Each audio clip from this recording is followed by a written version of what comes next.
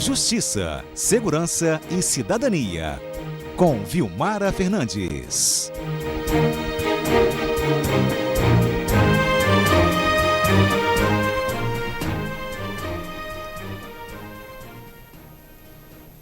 E Vilmara, bom dia para você.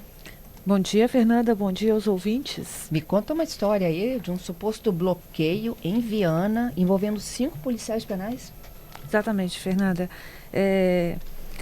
Isso aconteceu em Viana e já tem algum tempinho já, né? Esse é um crime aí que já tem alguns anos, foi em 2017.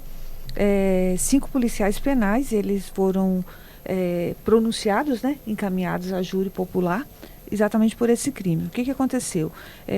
Segundo a denúncia do Ministério Público, eles teriam feito uma espécie de bloqueio para realizar abordagens que o Ministério Público considera ilegal, e nessa abordagem eles teriam atirado contra 2 pessoas que estavam numa motocicleta. Um deles morreu e o outro sofreu lesões, né? Então, eles vão a júri popular por homicídio e tentativa de homicídio, né? De assassinato. Esse crime, como eu te falei, foi em 2017. Essa decisão, ela é do juízo lá da Terceira Vara Criminal de Vitória. É até uma situação diferente do que a gente tem comumente falado aqui. É um juiz da Terceira Vara Criminal, porque esse processo, Fernanda, ele começou há um tempo atrás como abuso de poder ou usurpação de função, né? Porque eles estariam atuando de uma forma fora do presídio e lá não é uma função da Polícia Penal hoje, né? Que tem a nova legislação permite que ela atue em outras... Poder de polícia fora das instituições. Fora das instituições, mas nós estamos falando em 2017, né? Então, são situações ocorridas lá naquele momento. Então, segundo a denúncia, o processo começou com essa questão de usurpação de função, porque naquele momento eles não poderiam agir daquela forma. E aí, algum tempo depois, o Ministério Público apresentou um aditamento à denúncia que foi feita na época, nessa situação aí de usurpação de função, do que seria um abuso de poder, de autoridade, né? E eles acrescentaram mudaram a denúncia, passando para homicídio, né? E tentativa de homicídio.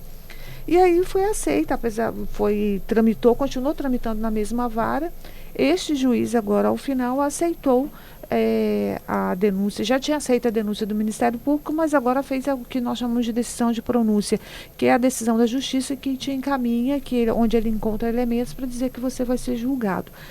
Ele concedeu esse juízo da Terceira Vara Criminal, concedeu a decisão, né, a sentença, para que ele encaminhando para o júri, e ao mesmo tempo encaminhou agora o processo para a chamada vara do júri, que é a primeira vara criminal de Viana. Então, foi um outro juiz que deu essa sentença. Na verdade, quem participou desse evento lá foram 6 policiais. No curso desse processo, ele morreu. Então, foi extinta a punibilidade para essa pessoa. Então, permaneceram outros 5. Um deles já nem está mais no sistema prisional, porque na ocasião ele era inspetor penitenciário, que era, né, uma função que existia dentro da CEJU, ainda existe alguns ainda, e os demais são policiais penais, todos eles vão responder por esse crime. O advogado de um deles, foi o que a gente conseguiu contactar, ele disse que o cenário era outro, né, que na ocasião os policiais estavam naquela localidade para ajudar um dos colegas deles a realizar uma mudança, e que esse colega vinha sendo ameaçado, e que por conta disso eles foram lá para fazer uma espécie de segurança, né, no entorno, para o colega conseguir fazer a mudança.